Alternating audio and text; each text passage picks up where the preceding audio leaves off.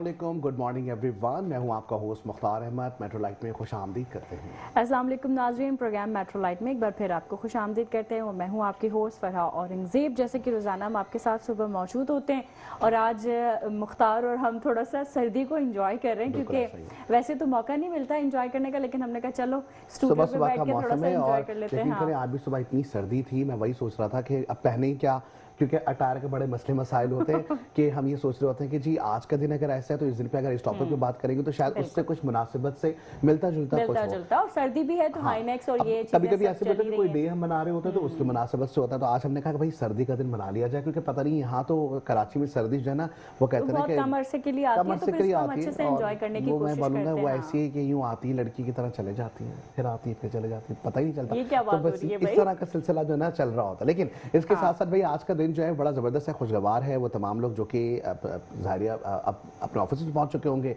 या वो लोग जो कि स्कूल्स में जा चुके होंगे। अच्छी बात है कि स्कूल की छुट्टी 12 बजे हो रही है, भाई ये अच्छी चीज़ है और बच्चे भी बड़े खुश सुबह का भी जो है वो टाइम चेंज हो गया तो बच्चे भी इंजॉय कर रहे हैं। सुबह उठने में वो जो जल्दी एक होती है ना, वो जल्दी भी नहीं, आराम से प्रॉपर नाश्ता भी बच्चे घर से करके जा रहे हैं, वरना जल्दी में जो है बच्चे नाश्ता नहीं कर पा रहे थे। 7:30 बजे बच्चों की वैन आ जाती थी, 8 बजे उन्होंने स्कूल में होना है, 9 बजे स्कूल जाते हैं, 12 बजे घर आ जाते हैं। भाई लेकिन जरूरी ये भी है कि खाना पीना जो है ना वो इंसान की जिंदगी में, वो कहते हैं ना कि खाई सुबह का नाश्ता बादशाहों की तरह, क्योंकि उसमें जो ग़िज़ायत है वो आप पूरा दिन कुछ भी खाते हैं ना उसमें कोई इतनी ग़िज़ा नहीं है। वो लोग जो कि बेचारे उठते ही दोपहर में, फिर उनका नाश्ता दोपहर में होता है तो फिर उनकी सेहत तो खराब होनी ऐसा ही है।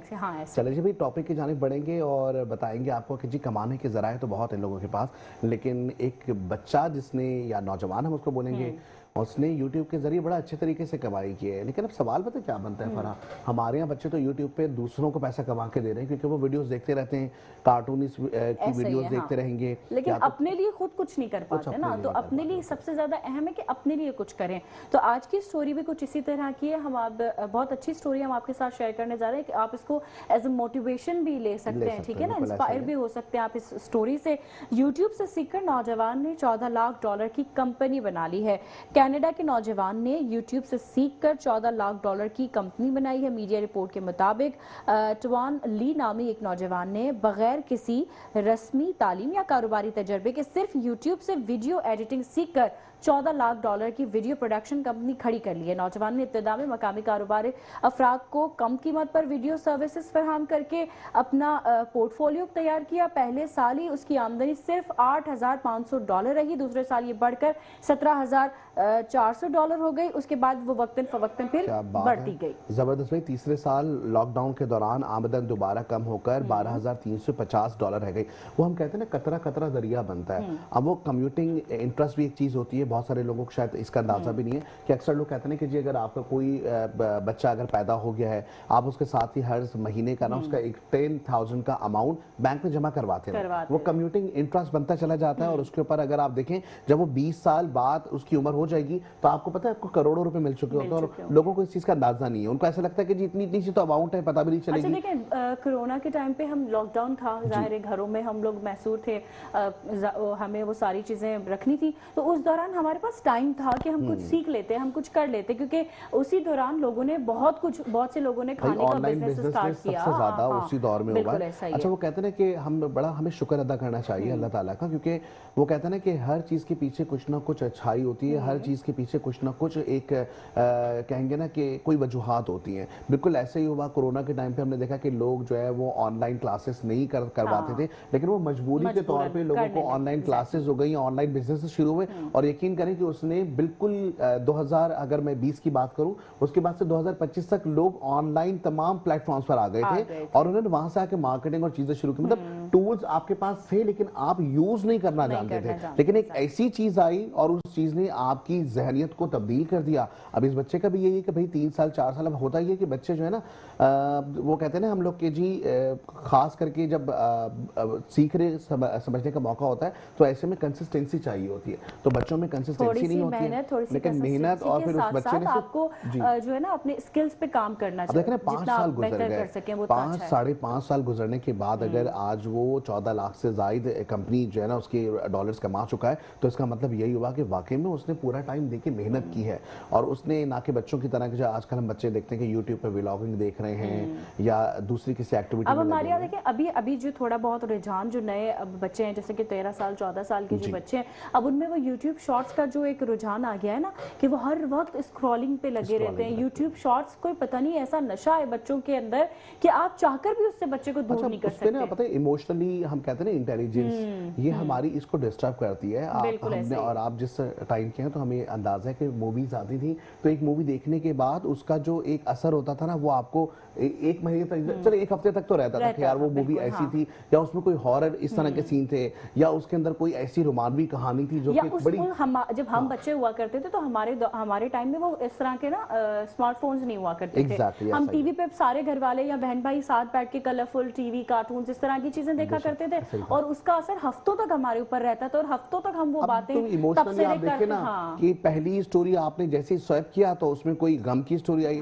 अभी आप उस गम को महसूस करने ही लगेंगे, अचानक से आपको एक हैप्पी मोमेंट की कोई जो है ना वीडियो आ जाएगी, आप खुश होना शुरू हो जाएंगे। तो हमारे यहाँ तो इमोशनली ब्लैकमेलिंग मैं तो कहूंगा इसको, क्योंकि हमारे यहाँ तो ये जो एक जांचने की या पैमाइश कहेंगे ना कि हमें पता हो कि वाकई में ये गम है। मैंने कहीं पढ़ा था मुख्तार के जो यूट्यूब के कुछ फेमस चैनल्स हैं जो कि बच्चों की नर्सरी राइम्स वगैरह बनाते हैं और बहुत बड़ा एक चैनल है जिसका मैं नाम नहीं लूंगी यहाँ पर, लेकिन वो इस तरह से वो एनिमेशंस को बनाते हैं कि उसमें हर एक सेकंड में उनमें जो है ना वो पिक्चर जो होती है वो चेंज होती रहती है जिससे वो बच्चों को अपनी तरफ राग़िब रखते हैं, ध्यान भटकने नहीं देते। स्कूल्स की तो बात करते हैं लेकिन ऐसी मैंने एंटरटेनमेंट एक प्लेस देखी कराची में, फन टाउन के नाम से बड़ी जबरदस्त प्लेस थी। वहां बच्चों को खास करके सिर्फ गैजेट्स हटा दिए उनके पास से, उनको सिर्फ एक्टिविटीज दी हुई है, वो सिर्फ जाके वहां खेलते हैं और हर तरह का टॉय वहां मौजूद है। और ये चीज मुझे बड़ी अच्छी इसलिए लगी कि बच्चों को हमने गैजेट से दूर कर दिया, उनकी स्क्रीन टाइम हमने उनकी बिल्कुल सेव कर दी और उसकी जगह बच्चा जाके 2 घंटे 3 घंटे आराम से खेले कूदे वहां पे, तो इससे क्या जहरी नशोनुमा भी होगी, बच्चों में क्रिएटिविटी बढ़ेगी। हमारे यहाँ बच्चों में क्रिएटिविटी जो है ना वो देख के सीखने वाली आ गई है लेकिन खुद से नहीं आई है, तो खुद से आने के लिए जो है ना अभी आप किसी 10-11 साल 12 साल के बच्चे को आप फोन दे दें और उसको कोई काम कहे ना तो वो भाग के जाएगा, वो काम करके, लेकिन उसके हाथ से वो फोन नीचे नहीं रखा जाएगा और वो फिर उस जल्दी में उस फोन से दोबारा जुड़ने के चक्कर में ना वो काम गलत भी कर देते हैं, बाजू का चीजें टूट जाती हैं इस तरह से। तो ये हमारे बच्चों को एक तरह से ज़हनी नशोनुमा जो है ना उनकी वो रुक गई है। बिल्कुल ऐसा ही। आप 34 साल की उनकी बात बताते हैं आपको कि जी उस नौजवान ने अब क्या किया। अभी 34 साल उन्होंने पहला मुलाजिम रखा और बिजनेस में $3,50,000 तक उनका पहुंच चुका था, जबकि 5वें साल में 15 अफराद पर मुश्तमिल पूरी एक टीम उन्होंने रखी और एक बड़े ब्रांड के साथ काम करते हुए कंपनी की मजमूई आमदन $14 लाख हो गई। मतलब आमदनी की बात हो रही है कि $14 लाख तो वो कमा रहे हैं। जब इन्वेस्टमेंट की बात है तो मतलब वही वाली बात है ना कि आपका जो पहला कदम होता है ना या पहला जो आपका हम ये बोलेंगे कि जी इरादा होता है या मकसद होता है, वो अगर नेक है और आप चाह रहे हैं कि जी और ऐसा भी नहीं है कि उसने पहली बार शुरू किया और वो पहली दफा में वो जो है कामयाब हो गए।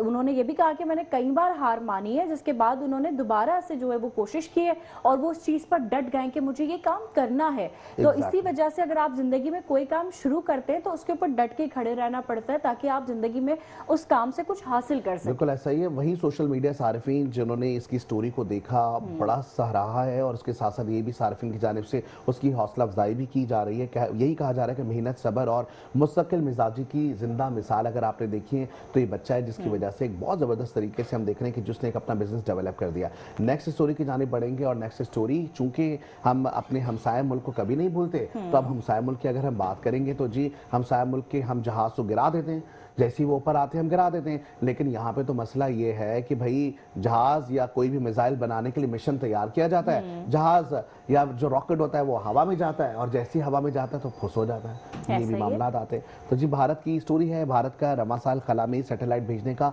पहला बड़ा मिशन नाकाम हो गया है और नाकाम यूं ही हुआ है कि भाई आपके पास टेक्निकल चीजें ही नहीं है, आपके पास ऐसे लोग ही नहीं है, आपके पास वो मुस्तकिल मिजाजी नहीं है, आपके पास वो स्ट्रेटेजिक प्लानिंग नहीं है, आपके पास वो मैदान नहीं है, आपके पास वो असला नहीं है, आपके पास वो मैं बोलूंगा इरादे नहीं है कि नेक नामी इरादे हो तो आप आगे बढ़ सकें। तो जो मिशन का नाम इन्होंने रखा था PSL-4C62 और भारतीय खलाई एजेंसी के सरबराह का कहना है कि तीसरे मरहले में खला में भेजे जाने वाला रॉकेट को रास्ते में मुश्किलात पेश आई हैं। उन्होंने PSL-5 के नाम से बनाया था। भारतीय मीडिया के मुताबिक भारतीय वर्क हॉरस स्पेस फॉरेंसिक रॉकेट बार बार नाकामियों का सामना करना पड़ रहा है। वहीं उन्होंने कहा कि 12 जनवरी को PSL 5 C61 भारतीय मीडिया के मुताबिक 18 मई 2025 को लॉन्चिंग नाकाम हुई। वहीं बता रहे हैं कि जी 2026 में ये जो नाकामी है उसके बाद मीडिया रिपोर्ट के मुताबिक बताया जा रहा है कि दोनों मौकों पर भारतीय खला एजेंसी के कौमी सलामती के मकसद के लिए तैयार किए गए लाखों डॉलर्स के सैटेलाइट तबाह हो गए। वहीं हम देख रहे हैं एक जाने ब्रिटिश के अगर बच्चे की बात करें, या वो मेरे ख्याल से चाइनीज है वो जो बच्चा है, जिसने एक इतनी अच्छी कंपनी बना दी मुस्तकिल मिजाजी से, और यहाँ पे वो कॉम्पिटिशन में इतना पड़े हुए होते हैं या उनको अपनी जो मिशन है या अपने कामों पर उनका ध्यान नहीं होता, तो ऐसे में ऐसा ही होगा कि भाई आपके डॉलर्स जो हैं वो फिर जाया ही होंगे। और जाया होने के साथ साथ भाई अगर आपको इतना ही शौक है अपनी मिसाइल इस तरह के बना के फेंकने का अपने हमसाए मुल्क पे, तो आप फेंकते रहें, हम इसी तरीके से आपके मिसाइलों को बुझाते भी रहेंगे। लेकिन बात तो तब बनेगी था जब वो उसमें कामयाब हो सके, क्योंकि उसमें जाहिर है फिर मेहनत और लगन की जरूरत होती है, जो कि आप सिर्फ पैसा खर्च करना ही तो सब कुछ नहीं होता ना, वो दिमाग और वो चीजें भी तो चाहिए होती है ना जो आपको उस हद तक ले जाए।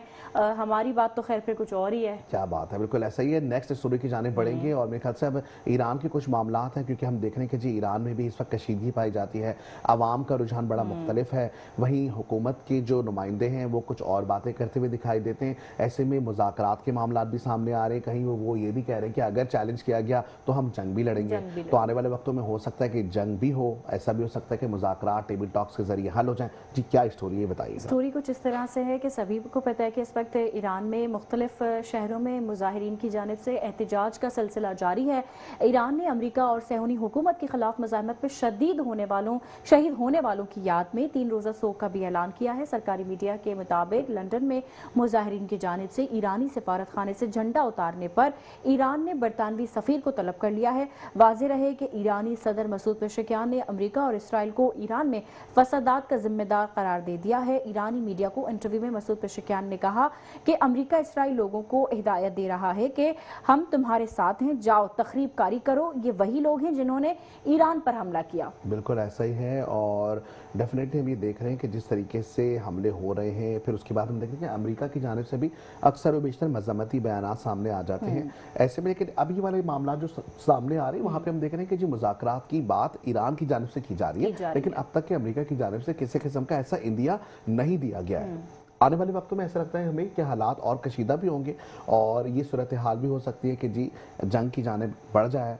ज़ाहिर अमेरिका के लिए जब उसको एक चैलेंज किया गया है, लेकिन दूसरी जानिब एक और सवाल ये भी पैदा होता है कि जी सदर ट्रंप की जानिब से जो जंगें हैं वो रुकवाने की एक समझ लें कि अब सहारा उनको ही जाता है कि जिन्होंने इतनी सारी जो जंगें हैं वो इस 2025 में रुकवाई, अब 2026 में भी हो सकता है रुकवाएं। तो या ऐसा भी हो सकता है कि जी 2026 का साल जो है वो जंगें करवाने का हो। तो ये अब आने वाले वक्तों में पता चलेगा कि जी मामला कहाँ जो है वो इख्तिताम की जानिब बढ़ेंगे। देखिए ना मुख्तार, इस बारे में अगर हम ये भी कह सकते हैं कि अमेरिका की जानिब से बार बार ईरान को धमकी भी दी जाती रही है और उनको जो है वो एक एटम क्या कहेंगे हम उसको, न्यूक्लियर वॉर के बारे में भी बात हो रही थी। लेकिन ये तो गलत है। देखिए दिफा तो हर किसी का हक है ना, तो वो इसराइल हो, अमेरिका हो या ईरान हो, दिफा तो अपना हर कोई कर सकता है। और न्यूक्लियर पावर होना आज के दौर में मेरा ख्याल है ज्यादा जरूरी भी है। मैं कहूँगा कि हर मुल्क की एक साख है और अगर आप न्यूक्लियर पावर हैं तो फिर आप डट के मुकाबला भी करें, अगर सामने वाला आपसे डट के मुकाबला करना चाहता है।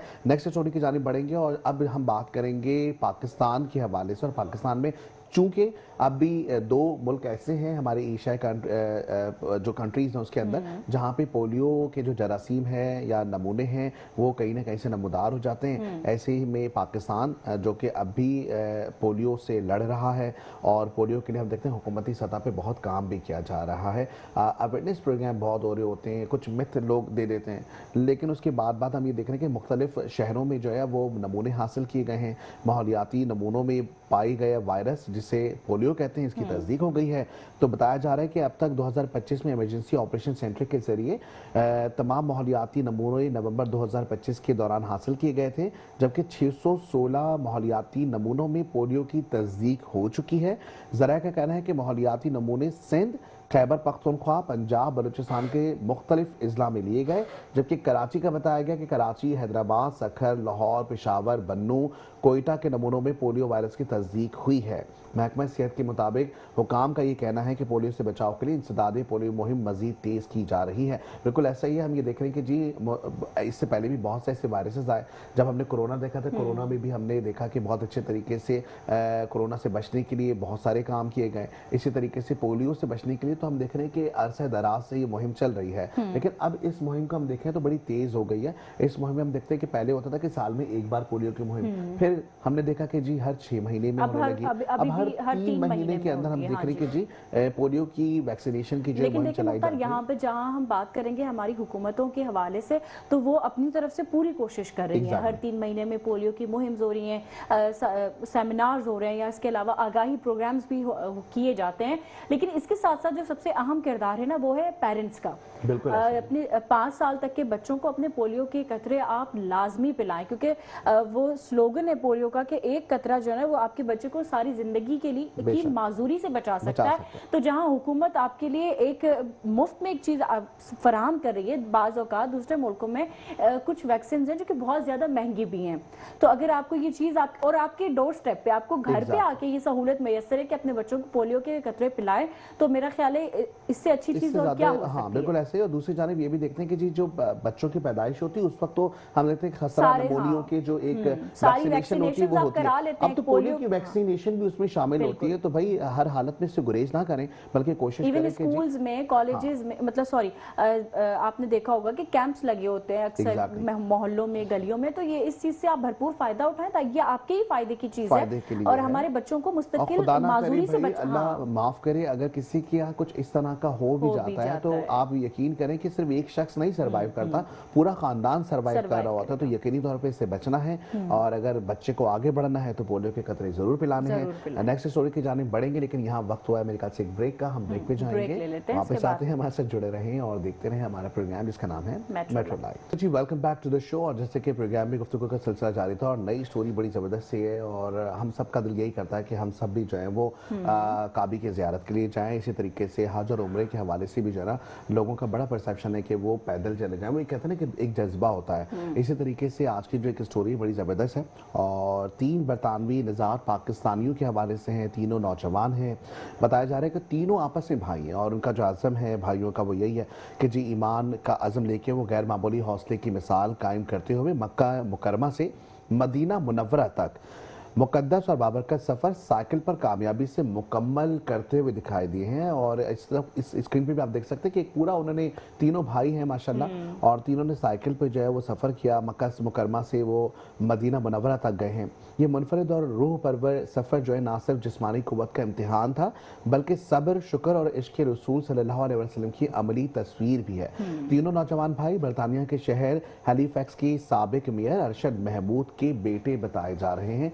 और बड़ा ज़बरदस्त भाई इस तरह का आप देख रहे हैं कि हमने देखा था कि ख़ास करके ऐसे हमने ज़ईफ़ शख्स को भी देखा था जो कि जो है ना एक मुल्क से दूसरे मुल्क तक जो है वो पूरे पाकिस्तान से निकल के जो है वो सऊदी अरब तक जो है वो सफ़र खुद पैदल करते हुए गया था। फिर इसी तरीके से हमने देखा कि साइकिल पे भी सफ़र किया, मोटरसाइकिल पे भी लोग गए।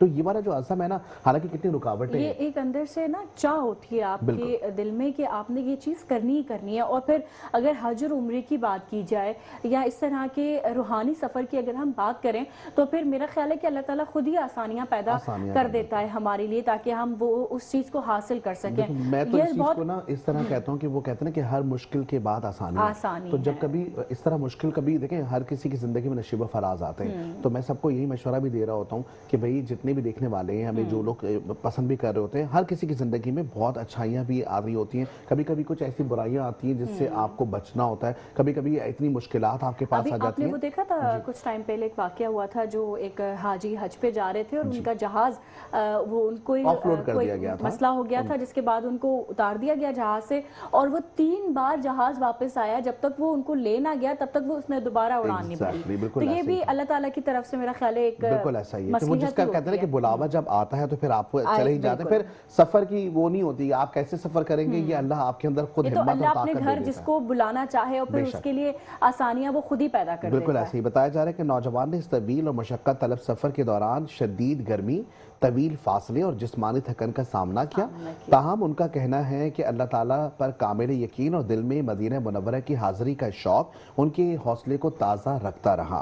सफर के दौरान मुख्तलिफ मकामात पर मकामी अफराद ने उन पर पुरतपाक इस्तकबाल भी किया और उनके जज्बे को खूब सराहा भी गया। अच्छा, ये भी बड़ा जबरदस्त होता है ना, जब आप एक राह में निकल गए और राह में निकलने के बाद आप बड़ी मुश्किलात भी फेस करें, लेकिन जो करीब करीब के जो मकामी लोग होते हैं वो आपके हौसले के लिए आ रहे होते हैं और आपके जज्बे को सराह रहे हो। तो ऐसी चीज में ना वो जो आपकी हिम्मत होती है, जो मतलब टूटती तो नहीं है, लेकिन वो जो एक हिम्मत आपकी थोड़ी सी ठहरने लगती है और बढ़ जाता है, डबल हो जाता है। ये बड़ी जबरदस्त एक बात है। तो भाई ये बरतानवी निजात है लेकिन है पाकिस्तानी, तीनों भाई बताए जा रहे हैं और एक मेयर जो कि साबिक है मेरे ख्याल से, उनके हवाले से बताया जा रहे हैं कि जी अरशद महमूद के तीनों बेटे। तो भाई बात वही है कि सिर्फ और सिर्फ ये नहीं है कि जी आप इरादा कर लें, इरादे के साथ साथ अगर जज्बा मजबूत हो ना तो आप हर जगह जा सकते हैं, हर मंजिल को आप पा सकते हैं। नेक्स्ट स्टोरी की जानिब बढ़ेंगे और नेक्स्ट स्टोरी, क्योंकि हम सब इंस्टाग्रामर्स हैं, इंस्टाग्राम यूज करते हैं। नेक्स्ट स्टोरी के बारे में मैं इसलिए थोड़ा सा बात इसलिए करना चाहूंगी क्योंकि मैं खुद शिकार रह चुकी हूँ इंस्टाग्राम हैक। हाँ जी, ऐसा अभी की बात नहीं, 2016 की बात है मेरा ख्याल है। मेरा इंस्टाग्राम और फेसबुक अकाउंट हैक हो गया था। अच्छा, उस टाइम तो खैर लोगों में इतना रुझान नहीं था, 16 और 15 की बात है। तो जिसने भी हैक किया उसने मुझे मेरी फ्रेंड की आईडी बना के मुझे मैसेज किया, जो मैं पहले भी शायद शेयर कर चुकी हूँ, और उसने उसके बदले मुझसे क्या मांगा आप बताएं? बोला होगा तुम किसी दिन हमारे साथ नहीं, कुछ नहीं। उसने मुझसे सिर्फ मांगा कि आप मुझे ना 300 रुपए का लोड करा दें। और वो 300 रुपए के लोड के चक्कर में आपको आपका नंबर, आप उसका नंबर आ गया होगा? नहीं, उसने मुझे फेसबुक पे मैसेज, मतलब हैक कर चुका था मेरी आईडी, मेरी फ्रेंड की उससे उसने लिंक भेजा। मुझे लगा मेरी फ्रेंड ही है, क्योंकि उस टाइम नहीं पता था कि हैकर्स इस तरह से भी काम कर रहे होते। मैंने उस लिंक को क्लिक किया, मेरी आईडी चली गई। उन्होंने फिर मुझे राब्ता किया उसी, क्योंकि वो आज फेसबुक और इंस्टा कनेक्टेड होते हैं ना, फिर उसने मुझे इंस्टा पे मैसेज किया कि आपकी आईडी में वापस कर दूंगा, आप मेरा 300 रुपए का लोड करा दें। वापस हो गई थी? नहीं, मैंने कहा पागल हो भाई, 300 रुपए का लोड कराओ भाई, रख लो आप आईडी, फिर दूसरी बनाऊंगी। क्या बात है भाई। अच्छा, हमारे यहाँ तो अब ये है कि ये तो बड़ी आपने अगर मैं ये कर देती ना, मैं अगर उसको 300 का लोड चलेंगे तो कोई बात नहीं है, लेकिन ये इसमें फिर वो हिम्मत बढ़ जाती है ना, बढ़ जाती है। एग्जैक्टली, बहुत अच्छा आपने किया है। और इसी तरीके से हम देख रहे हैं कि जी अभी भी बताया जाता है, हुकूमती सतह पे भी एक मुहिम चलाई जा रही है, साइबर क्राइम के हवाले से बताया जाता है कि जी आपने किसी भी लिंक को जो है वो शेयर नहीं करना, किसी भी लिंक पे क्लिक नहीं करना। आपकी अगर कोई जाती मालूमात, भले बैंक का ऑफिसर बन के बात कर रहा हो, अगर वो आपसे पूछ रहा है या मैसेज में बता रहा है, तो आपने अपनी कोई भी पर्सनल डिटेल्स को किसी से स्पेशली जो आपके नंबर पे ओटीपीज आ रहे होते हैं ना, वो बैंक वाले खुद भी कह रहे होते हैं कि आपने ये ओटीपी हमारे साथ भी शेयर नहीं करना। बिल्कुल इसी तरीके से उनके पास तो सारा डेटा होता ही है, ऑब्वियसली बात ऐसा है कि ये गैर मुल्की ऐप है और बताया जा रहा है खबरसां एजेंसी के मुताबिक साइबर सिक्योरिटी की एक कंपनी है जिसने इंकशाफ किया कि समाजी राब्ते की वेबसाइट इंस्टाग्राम की सार्फिन की जाती मालूमात के लीक होने और 1 करोड़ 75 लाख अकाउंट्स के मुतासिर होने के खदशात पैदा हो गए हैं। इसके साथ साथ लीक होने वाले डाटा में सार्फिन की जो यूजर नेम है, ईमेल आईडीज हैं, फोन नंबर्स हैं, रिहायशी पते हैं और दीगर हसास मालूमात भी शामिल हैं। कंपनी ने यह भी बताया कि इंस्टाग्राम सार्फिन की ये मालूमात डार्क वेब मॉनिटरिंग के दौरान सामने आई है और सार्फिन को मुमकिन गलत इस्तेमाल के खदशात के पेश नज़र पासवर्ड भी रीसेट करने की हिदायत दी गई है। तो भाई अगर आप लोग अपना इंस्टाग्राम यूज करते हैं तो कोशिश करें इसका पासवर्ड चेंज कर लें, ताकि जब आप पासवर्ड चेंज करेंगे अब तो देखिए ना, और भी बहुत ज्यादा चीजें आ गई हैं कि 2 स्टेप वेरिफिकेशंस आ गई हैं। आप 2 स्टेप वेरिफिकेशंस कर लें, अपने अकाउंट्स को अपनी ईमेल के साथ कनेक्ट कर लें आप। और मैं तो ये कहती हूँ कि सेफ साइड पे ना हर कुछ टाइम के बाद अपने पासवर्ड्स को आप चेंज करते रहें। अच्छा, आपको पता है एक बड़ा अच्छा सा वाकया इसी हवाले से, हमारी एक फ्रेंड है बहुत अच्छी, मैं अभी उनका नाम तो नहीं लूंगा, लेकिन जब उन्होंने इंस्टाग्राम अकाउंट बनाया तो जो 2 फैक्टर्स होते हैं ना, वेरिफिकेशन की एक्टिविटी होती है, तो उसमें उनसे पूछा गया कि कोई भी सवाल आप अपने से रख सकते हैं, तो उन्होंने रखा सवाल कि who is the beautiful in the world, और उसमें उन्होंने अपना नाम डाल दिया। ये बहुत अच्छा है, आप भी करें इसी तरीके से भाई। अगर आपको भी डबल फैक्टर्स के ऊपर जाएंगे आप और आपसे कोई वो क्वेश्चन कहता है, कोई कहता है कि दुनिया का सबसे बड़ा कैपिटल कौन सा है, कोई इस तरह का नाम, कोई अपना एजुकेशन की डिग्री का नाम डाल देता है, तो इसी तरीके से चीज जिसमें वो हैक करने वाला भी घबरा जाए कि आखिर ये मतलब क्या है सवाल। लेकिन अगर सारी लड़कियों ने इसी तरह डाल दिया, यही सवाल डाल दिया, तो फिर तो हैकर को आसानी हो जाएगी। क्यों आसानी हो जाएगी ना, वो तो खुद वो बोलेगा हु इज द बेस्ट, वो उसी का नाम डाल देगा। तो ये तो बात है। चलिए जी, लेकिन एहतियात जरूरी है और एहतियात से बढ़कर कुछ नहीं है। अच्छा ऐसा ही है। और दूसरी जानब जो है ना हम यही देख रहे हैं, खास करके जब इंस्टाग्राम की हम बात करते हैं, इंस्टाग्राम पे हम देख रहे हैं कि अब लाखों नहीं करोड़ों फॉलोवर्स जो है इंस्टाग्राम के थ्रू जुड़े हुए हैं। अब बीच में हमने ये भी देखा था कि हालिया 2-3 ऐसी हमारी अदाकाराएं हैं जिनकी जो है फेक आईडीज बना के और फिर उसके बाद उनकी स्टोरीज शेयर की गई। जब वहां से वो उसके अलावा फैन पेज किसी की पिक्चर उठा के कहीं भी लगा देते हैं, कोई भी अकाउंट बना लेते हैं, या हमारे जानने वाले होते हैं, मुख्तार की पिक्चर उठा के व्हाट्सएप हैक कर लिया, मुख्तार के जानने वालों से पैसों का तकाजा भी किया जाता है। ये ऐसा वाला सिलसिला मेरे साथ हुआ था। व्हाट्सएप के हवाले की स्टोरी भी अगर हम बताएंगे उसमें बहुत सारी चीजें, लेकिन अभी इंस्टाग्राम की बात है उसमें होता ही है कि फैन पेजेस बन जाते हैं। अब वो दूसरा बंदा समझता है कि मैं तो सेलिब्रिटी हूँ, मेरे फैन पेजेस है, तो ये पॉजिटिवली कुछ उसमें काम कर रहे होंगे। अक्सर बेशक क्या होता है कि फैन मूवमेंट के चक्कर में हम अपनी जाती जिंदगी की कुछ चीजें उन फैन पेज वालों को दे देते कि चलो ये भी आप लगा दे अपने पास से। अब बता कि हमारी सारी एक्टिविटी पे उनकी नजर होती है। अब जब हमारी सारी एक्टिविटी पे उनकी नजर होगी, डेफिनेटली कहीं पे भी उनको मौका मिलता है तो वो उससे फायदा उठा लेते हैं।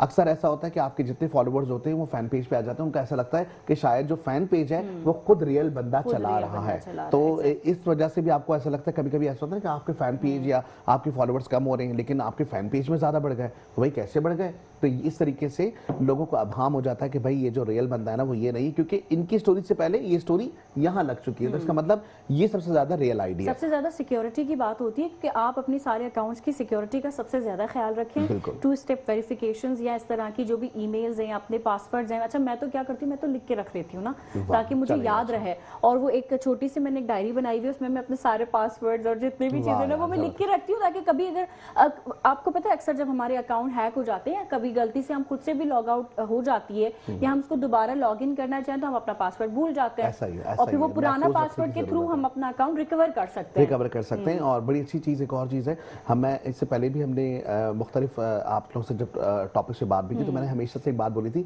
कि कोई चीज अगर आप लिख लेते हैं ना तो वो आपको याद हो जाती है। और इसी तरीके से ये लिखने वाला जो प्रोसेस है ना, ये भले नंबर्स के मामलात हों, अभी हमारे पास हमें देते हैं कि जी 2-3 ऐसे भी हमारे जो है ना वो ढाबे बने हुए और वहाँ पे हमारे जो है ना मामला चल रहे होते हैं, हम उनसे चाय वाय भी मंगवा लेते हैं। तो वहाँ पे होता ही है कि जी मैंने उसको बोला हुआ है कि भाई तुम ऐसा करो कि तुम हमारा महीने का हिसाब किताब कर दो। तो अब जाहिर है अगर नॉर्मली लोग जो है वो हम ये देखते हैं कि जी व्हाट्सएप पे कर दिया, हम किराना की शॉप जाते हैं या हम ग्रोसरी करने जाते हैं तो भी तो हम चीजें लिख कर ले जाते हैं ना अपने पास से कि कुछ मिस ना हो जाए या कुछ एक्स्ट्रा ना हो जाए।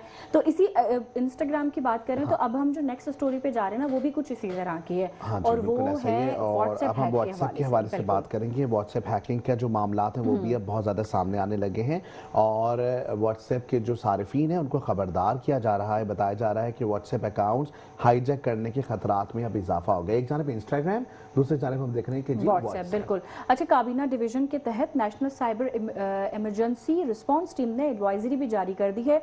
एडवाइजरी में व्हाट्सएप हाईजैक मुहिम 2026 से खबरदार कर दिया गया है। एडवाइजरी में व्हाट्सएप सार्फिन को साइबर के खतरात के खिलाफ चौकस रहने का मशवरा भी दिया गया है। हैकर्स व्हाट्सएप सार्फिन के अकाउंट्स तक गैर मिजाज रसाई हासिल करते हैं, स्कैम जो है वो फ्रॉड OTP करने के लिए सरगर्म हो गए हैं। ये एडवाइजरी में खबरदार भी किया गया है कि गैर मिजाज रसाई हासिल करके सार्फिन का जाती डेटा चुराया जा सकता है। अकाउंट हाईजैक की कामयाबी पर हैकर्स सारिफ की जो भी कॉन्टैक्ट लिस्ट तक वो रसाई हासिल कर लेते हैं। उसके बाद मुतासरा सारिफ के कॉन्टैक्ट लिस्ट को पैसे मंगवाने के लिए इस्तेमाल किया जाता है। बिल्कुल ऐसा ही है। और इसी तरीके से हमने देखा कि सारिफीन के साथ एक लिंक शेयर किया जाता है व्हाट्सएप पे और उस लिंक के जरिए जो है वो आपसे जो OTP आपका होता है या तो आपसे वो मांग लिया जाता है या तो उसके साथ साथ कोशिश ये भी की जा रही होती है कि वो लिंक अगर आप क्लिक कर दें तो आपकी सारी डिटेल्स उनके पास चले जाती है। या तो आपका जो पर्सनल नंबर है ना, मतलब जिस नंबर पे आपका व्हाट्सएप है, कभी कभी ऐसा होता है क्योंकि ये किसी सॉफ्टवेयर के जरिए लोग कर रहे होते हैं, उनके पास कोई नंबर्स नहीं होते, ये रैंडमली डाल देते हैं। रैंडमली। और अगर वो जैसे वो बार बार गलत ट्राई कर रहे होते हैं तो वो आपका व्हाट्सएप कंपनी की तरफ से खुद ब खुद लॉग आउट हो जाता है। तो इस तरह से भी बचत हो जाती है। आप कोशिश ये करना है आपने कि भाई आप जो है वो हर हालत में किसी भी सोशल मीडिया या अगर हम व्हाट्सएप की बात करें तो कोई गैर जरूरी लिंक है उस पर क्लिक भी ना करें और खास करके कोशिश करें कि इसको या तो दोबारा से वो कहते हैं कि रिफॉर्म कर लें या तो उसकी जो पर्सनल एक्टिविटीज है जिसके अंदर प्राइवेसी ऑप्शन होता है उस प्राइवेसी ऑप्शन को दोबारा से आपने जो है ना वो रीस्केड्यूल कर लें या उसको दोबारा से आप जो है वो मेंटेन कर लें ताकि आप किसी भी किस्म की ऐसी ऐप है मुख्तार कि हमारे वहाँ अगर हम काम कर रहे हैं कहीं तो हमारे वो प्रोफेशनल हिसाब किताब से भी हम यूज कर रहे होते हैं और हम अपनी फैमिलीज के हिसाब से भी यूज कर रहे होते हैं। हमारा बहुत सारा डेटा होता है, पर्सनल पिक्चर्स हमारी फैमिली की, तो वो सारी चीजों तक उनको रसाई हासिल हो जाएगी। फिर वो हमारे नाम से हमारे जानने वाले हो गए, रिश्तेदार हो गए, उनसे वो पैसों का तकाजा करेंगे, मैं तो कहता हूँ कि कोशिश ये करनी चाहिए कि आपका एक प्रोफेशनल व्हाट्सएप ना अलग हो, क्योंकि कंपनीज अलॉट करते हैं आपके नंबर्स, उसी नंबर पे व्हाट्सएप आप बना लें ताकि आपके लिए आसानी हो, और आपका जो पर्सनल फैमिली वाला सिलसिला है उसको आप अलग तरीके से रखें। तो ये प्रोफेशनलिज्म में शामिल होता है और प्रोफेशनल इदारों में बाकायदा तौर पे आपको एक सिम जनरेट करके दी जाती है ताकि कंपनी की उससे, ताकि अगर अल्लाह ना करे कोई चीज मसला भी हो तो आप कंपनी से डायरेक्टली रुजू कर सकें। नेक्स्ट स्टोरी हमारे पास ग्रुप्स के हवाले से, इससे पहले भी हमने मुतादिद बार जो है वो ग्रुप्स के हवाले से बताया था, हमने अपनी स्टोरी में इसी पे बात की थी, और आज बताया जा रहा है कि इंडोनेशिया मलेशिया में भी इसको बैन कर दिया गया है। और वजूहात जो सामने आ रही है वही, क्योंकि अच्छा आप देख रहे हैं कि तमाम इस्लामी ममालिक में ये जो ग्रुप्स है इसको बैन किया जा रहा है। वजूहात ये आ रही है कि जी मलेशिया और इंडोनेशिया ने बगैर इजाजत खवातीन और बच्चों की गैर इखलाकी चैट बूट को ग्रुप तस्वीर बनाने वाले एलन मस्क के AI प्लेटफॉर्म को ब्लॉक कर दिया है, क्योंकि जो तस्वीरें वहां मौजूद हैं उससे AI तस्वीरें जनरेट की जा रही हैं या AI वीडियोस बनाई जा रही हैं, और वो वीडियो नाजेबा है, जिसकी वजह से अब खतरात बढ़ रहे हैं प्राइवेसी के, जिसकी वजह से ग्रुप जो है वो बाकायदा तौर पर उससे ब्लॉक किया गया है मलेशिया और इंडोनेशिया से, और अब इजाजत नहीं है ना ही बच्चों को ना ही खवातीन को। वैसे खवातीन और बच्चों क्या, मर्दों को भी इजाजत नहीं होनी चाहिए ना, क्योंकि प्राइवेसी तो फिर सबके लिए एक ही होती है। इसी तरीके से बताया जा रहा है बरतानिया में मीडिया वॉच डॉग इदारे ऑफकॉम ने भी खवातीन और बच्चों की जिनसी तस्वीर बनाने के मामले पर ग्रुप के खिलाफ बाज़ाब्ता तहकीकात भी शुरू कर दी हैं। ऑफकॉम ने एक्स से बाज़ाब्ता दरियाफ्त किया कि उसने बरतानिया सारिफीन के तहफ़्फ़ुज़ के लिए क्या इक़दाम किए हैं। बरतानवी वज़रा की बड़ी तादाद कह चुकी कि अगर ऑफकॉम ने एक्स पर पाबंदी की सिफारिश की तो उसकी हिमायत करेंगे, जबकि ग्रुप्स के इस्तेमाल को काबिल बनाने के लिए बताया जा रहा है कि काबिल ग्रुप्स इससे कबल बरतानवी वज़ीर आज़म को कैरियर स्टार्मर नफरत और शर्मनाक करार दे चुके हैं। तो भाई ये सारी बातें सामने आ रही हैं। अगर डिजिटल दुनिया में हम अगर आ भी रहे हैं, हम व्हाट्सएप यूज़ कर रहे हैं, हम इंस्टाग्राम यूज़ कर रहे हैं, हम कोई भी एप्लीकेशन यूज़ कर रहे हैं, तो कोशिश ये करें कि ये देखें कि अगर पॉजिटिव इसका इस्तेमाल है तो कहीं ना कहीं आपकी ही डाटा का कहीं नेगेटिव इस्तेमाल ना हो। देखने में तो ये ऐप जो है ना बहुत हेल्पफुल लगते हैं आपको, आपके काम को बहुत आसान कर देंगे, आपका वक्त भी बचा लेंगे, लेकिन कहीं ना कहीं इसका गलत इस्तेमाल हमारे लिए बहुत मुश्किल नुकसानदेह है, हमारी आने वाली नस्लों के लिए या हमारी जो अभी यूथ है उनके लिए भी इसका ज्यादा इस्तेमाल जो है ना वो बहुत मसलों और मसाइल का एक अंबार हमारे लिए खड़ा कर सकता है। सही है। और मेरे ख्याल से अब हम नेक्स्ट स्टोरी की जानिब बढ़ेंगे, या आप इस वक्त हम ब्रेक पे जाएंगे, ऐसा ही कुछ। चले जी हम ब्रेक पे चले जाते हैं जी, ब्रेक पे जाएंगे, वापस आते हैं, हमारे साथ जुड़े रहें, देखते हैं हमारा प्रोग्राम जिसका नाम है मेट्रो लाइट। वेलकम बैक नाज़रीन, प्रोग्राम में बातचीत का सिलसिला जारी है। अभी हम ग्रॉक के हवाले से बात कर रहे थे कि बच्चों के लिए कितनी खतरनाक ये ऐप्स साबित हो रही हैं, लेकिन अब जो हम बात कर रहे हैं ना ये बहुत अच्छी चीज़ है, इमिग्रेशन के हवाले से बहुत अच्छी चीज़ है, और इससे हमारा बहुत सारा वक्त बच रहा है, बहुत सारी चीज़ों में हमें हेल्प मिल रही है। और वो क्या है जी बिल्कुल, हम आपको बताएंगे कि पाकिस्तान और UAE के दरमियान प्री इमिग्रेशन क्लियरेंस का बाज़ाब्ता मुआहदा करने पर इत्तेफाक हो गया है। अब हम ये देख रहे हैं कि जी पाकिस्तान से लाखों की तादाद में लोग दुबई जाके बस जाते हैं, UAE में जाके अपना कारोबार सेटल कर रहे हैं या जाके मुलाजमत कर रहे हैं, और डेफिनेटली उसके अगेंस्ट में हमारे मुल्क में रिडेम्पशंस आती हैं। रिडेम्पशंस की सूरत में हमारे पास लाखों रुपए आ रहे हैं, करोड़ों रुपए हमने देखा कि डॉलर्स की फॉर्म में पाकिस्तान आए हैं, जितने भी लोग बाहर मुल्क काम करते हैं उनकी बदौलत। ऐसे में अब इमिग्रेशन क्लियरेंस बनाई गई है जिसका एक मुआहदा हो गया है। बताया जा रहा है वज़ीर दाखिला मोहसिन नकवी से UAE के DG कस्टम और पोर्ट सिक्योरिटी अहमद बिन लाहजुल फलासी की क़यादत में वफ्द ने मुलाकात की है, जिसमें पाक UAE ताल्लुकात, बाहमी ताउन और इमिग्रेशन मजीद आसान बनाने पर तबादला ख्याल किया गया है। एलामिया के मुताबिक मोहसिन नकवी और UAE के DG कस्टम्स और पोर्ट सिक्योरिटी के दरमियान मुलाकात पर यह इत्तेफाक भी हो गया। पाक UAE प्री इमिग्रेशन क्लियरेंस का बाज़ाब्ता मुआहदा भी किया जाएगा। इस नए निज़ाम का आगाज इब्तदाई तौर पर पायलट बुनियादों पर किया जाएगा, जबकि पायलट मंसूबे का आगाज पहले मरहले में कराची से किया जाएगा। अच्छा जी, ये बड़ी अच्छी बात है, क्योंकि एक प्री हम बता रहे हैं कि जी क्लियरेंस के मामला हैं, ऐसे में जो पायलट की बात कर रहे हैं वो पायलट मतलब एक प्रोजेक्ट, जैसे हम पायलट प्रोजेक्ट की बात करते हैं, इसी तरीके से ये पायलट जो है वो किसी शख्सियत के साथ मिलकर ये काम किया जाएगा, और इस मुआहदे के जरिए पहले एक प्री क्लियरेंस दे दी जाएगी और फिर उसके बाद उसको भेज दिया जाएगा। तो ये देखा जाएगा उसके बाद कि वाकई में क्या इट्स वर्क, इट्स वर्ती, टाइम बचेगा इसमें लोग आसानी से जा रहे हैं, इसमें किसी किस्म की प्राइवेसी के इश्यूज तो नहीं है, इसमें किसी किस्म की कोई सिक्योरिटी के इश्यूज तो नहीं है, तो फिर इस चीज लेकिन को देखिए ना, आगे अगर हम बात करेंगे ना सिक्योरिटी वो सारी उसके बाद ही वो चीज़ें हैं ना, लेकिन ये है कि इमिग्रेशन जो क्लियरेंस पहले से हो जाएगी ना, उसके बाद एक जो तवील प्रोसेस होता है ना इमिग्रेशन का, उसमें बहुत ज़्यादा बचत हो जाएगी, हमारा टाइम बहुत ज़्यादा बच जाएगा। क्योंकि अगर हम बात करें यहाँ से दुबई, कराची से दुबई 2 घंटे का सफ़र है, और उस अगर हमारी फ्लाइट 4 बजे की, तो हमें कम से कम 5 से 6 घंटे पहले 3 घंटे पहले आपने मतलब 3 घंटे 4 घंटे जो है ना, हाँ। वो तो है कि 3 या घंटे अगर पहले आप आपने जाना किसी सिटी के कहीं और किसी शहर से आ रहे हैं, तो आपको इतना लंबा सफर करना है, तो ये बहुत आसानी हो जाएगी, बहुत सारा टाइम बच जाएगा। पहले से इतना जो इमिग्रेशन का एक तवील प्रोसेस होता है, उससे हमारी बचत हो जाएगी, और हम इजीली जो है ना वो जा सकेंगे, बिल्कुल ऐसे वक्त की बचत होगी। और बताया ये भी जा रहा है, मोहसिन नकवी ने कहा कि मुआहदे के तहत मुसाफिरों की इमिग्रेशन और क्लियरेंस पाकिस्तान में ही होगी, मुसाफिरों को इमिग्रेशन की तवील कार्रवाई से गुजरने की जरूरत भी नहीं होगी।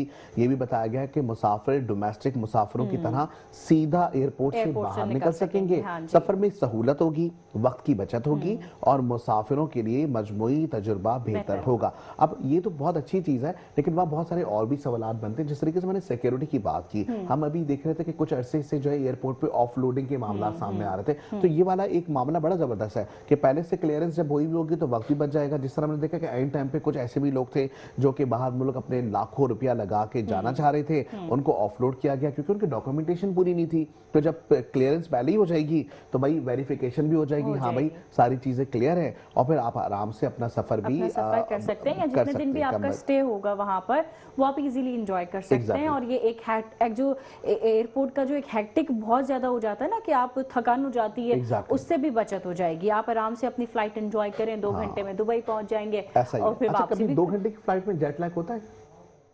मुझे तो बहुत सारे लोगों आपको हुआ है कभी? कुछ लोगों को जेट लैग हो जाता है। मैं इशारा कुछ कर रहा हूँ कुछ लोगों के लिए, शायद वो समझ जाए। तो वो 2 घंटे की फ्लाइट भी होती है ना, वो कहते हैं हमें जेट लैग हो गया। तो मैं कहता हूँ हालांकि जेट लैग का तो मतलब ये होता है कि आपकी जो दिन है और रात है, अगर वो रात दिन में कन्वर्ट हो जाए, दिन रात में कन्वर्ट हो जाए, तो फिर आपको जेट लैग हो जाता है। क्योंकि जाहिर है आप दिन में सफर कर रहे थे, आप वहां पहुंचे और वहां पे भी मुझे फ्लाइट पे ना मुझे रात की फ्लाइट अच्छी लगती है, कि आपने ना रात में सफर करें, वो ज्यादा अच्छा लगता है। नहीं अरे भाई हाँ, ये भी अच्छा है, लेकिन मुझे तो दिन में अच्छा लगता है क्योंकि क्लाउड डे टाइम में बड़े अच्छे लगते हैं। हमें तो रात का सफर अच्छा लगता है। अच्छा जी, एलामी के मुताबिक बताया जा रहा है कि पायलट मंसूबे को हतमी शक्ल देने के लिए हुकाम राबता कारी भी जारी रखे हुए हैं। कामयाब पायलट प्रोजेक्ट के बाद इस निज़ाम को बतदरीज मजीद मकामात तक तोसी दे दी जाएगी। ये भी बताया जा रहा है एलामी के मुताबिक कि यूएई वफ्द ने इक़दाम को आवाम के लिए मुफीद करार देते हुए हर तरह के तामुन के अज़म का भी इजहार किया है। तो ये बड़ी ज़बरदस्त बात है, फैसिलिटेट कर रहे हैं, लोगों को आसानियां पैदा कर रहे हैं, ये बहुत अच्छी बात है। अच्छा जी, नेक्स्ट स्टोरी की जाने पड़ जाए। चलो जी, आप बढ़ जाएं। मेरी भी फेवरेट है और मुख्तार की भी फेवरेट है। मेरी फेवरेट है, लेकिन बहुत ज्यादा नहीं। मुझे तो बहुत अच्छी लगती है भाई। मैं तो उस दिन भी मैंने कहा था कि मुझे हानिया आमिर बहुत पसंद है जी। नेक्स्ट स्टोरी की बात हम कर रहे हैं, और जिस तरीके से हम देखते हैं कि रोजाना की बुनियाद पर एंटरटेनमेंट की क्योंकि बात हो रही है, तो एंटरटेनमेंट के चंक्स में अगर हम देखें तो रोजाना की बुनियाद पर एक छोटा सा कॉन्ट्रीब्यूशन, लेकिन वो इतना छोटा सा जो कॉन्ट्रीब्यूशन है वो इतना छोटा सा नहीं है, वो उसका जो पैकेज होता है वो बहुत बड़ा होता है। अब वो हमें काफी दिनों से ना मुझे ये कह रहे थे, और कह रहे थे कि मैं आप दोनों की ना केमिस्ट्री देख रहा हूँ, मैं आप लोगों को देख रहा हूँ कि स्क्रीन पे आप लोग कैसे आ रहे हैं, तो वो उसके लिए शायरी भी लिखते हैं। अब आज उन्होंने क्या पैकेज बनाया वो हम आपको दिखाएंगे, और वो कह रहे हैं कि आज का पैकेज आप दोनों पर है। तो हमने कहा भाई ऐसा क्या है? मैंने पूरा तो नहीं, थोड़ी सी मैंने क्लिप देखी थी, मुझे उन्होंने कहा कि मुझे थोड़ा सा दिखा दे, लेकिन मुझे बहुत अच्छा लगा था। और मैं अभी ब्रेक में भी मुख्तार से यही बात कर रही थी, तो मुख्तार कह रहे अपनी तारीफ करके खुश हो रही है। अच्छा चलें भाई, सुहेल इब्राहिम, पहले तो आपका बहुत शुक्रिया, आप वक्त निकालते हैं और आपकी मोहब्बत है कि आप हमारे इस प्रोग्राम में अपना एक जो कंट्रीब्यूशन, आपका जो कंट्रीब्यूट है वो आप जो है ना, मुझे बहुत इंतजार है, मैं पहले पैकेज देख लूं, उसके बाद चलें ठीक है जी, भी पहले पैकेज देख लेते हैं, देखते हैं उसमें क्या क्या है, फिर उसके बाद आपसे जो है वो इजाजत भी चाहेंगे।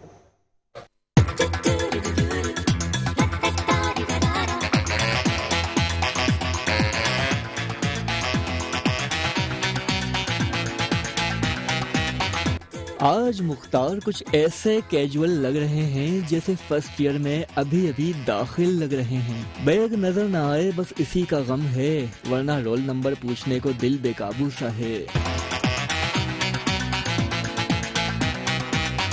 और फरा का ये आलम, ये मासूम सी अदा,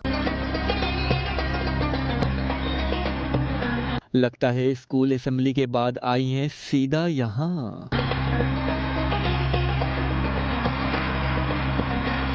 आज इसका भी कॉलेज में पहला दिन है। एक तरफ कॉलेज की वाइब, एक तरफ स्कूल का सीन, ये शो नहीं जनाब, लग रहा है कैंपस रूटीन।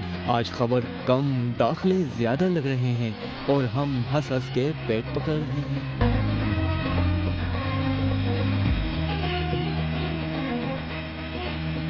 ये कैजुअल सा अंदाज नहीं, ये तो हुनर की पहचान है, क्योंकि जो मुश्किल लगे वही असल इम्तिहान है। मुख्तार की शोखी में भी तरतीब की बात है, फरा की मासूमियत में भी मुकम्मल वक़्कार की बात है।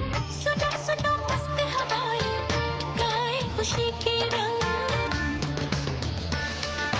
कॉलेज के हैं अपने ही रंग। एक ने क्लासरूम बना दिया, स्क्रीन का हर मंजर, एक ने उस्ताद की तरह संभाला हर लम्हा हर फितर। ये बच्चे नहीं लगते जनाब, ये ग्रेजुएट हैं फन के, जो हंसा भी दें और समझा भी दें बगैर शोर के।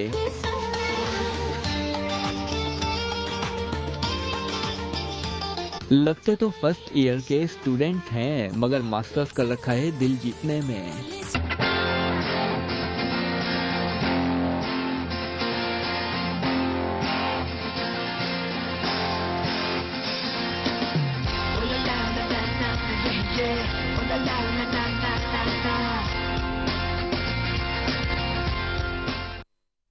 चले जी, बहुत खूब और बड़ा ज़बरदस्त पैकेज है। अच्छा, मैं इमेजिन भी नहीं कर रहा था कि वो इतनी अच्छी शायरी भी करते हैं और इतने अच्छे तरीके से तलफ़्फ़ुज़ का इस्तेमाल करते हैं। अच्छा बहुत शुक्रिया सुहेल आपका कि आपने इतना ज़बरदस्त पैकेज दिया और इतनी तारीफ़ें जितनी आपने की है ना फरा की, अब आप मुझसे मिलेगा मैं बताऊंगा कि हाँ वाकई में बहुत अच्छी है। ऐसा ही है? यहाँ पे बिल्कुल ऐसा ही है। बहुत बहुत शुक्रिया सोहेल इब्राहिम ने इतना अच्छा पैकेज बनाया, मुझे बहुत देख के बहुत अच्छा लग रहा था और मैं Thank you so Mukhtar much. से कह रही Once थी again. मैं सुनूंगी ना, मुझे अपनी तारीफ सुनने में अच्छी लग रही थी। चलें जी, ये तो लेकिन आप अब अच्छी हमारे लग पास रही थी। प्रोग्राम में टाइम वक्त जो है ना अब हमारे पास अब इख्तिताम के जाने में बढ़ रहे हैं, तो जी अपना बहुत ज़्यादा ख्याल रखिएगा और हमें आपकी फीडबैक का इंतज़ार रहेगा। चलें जी, मुझे अल्लाह और हाफ़िज़। मुख्तार को दें ओके। इजाज़त। अल्लाह हाफिज।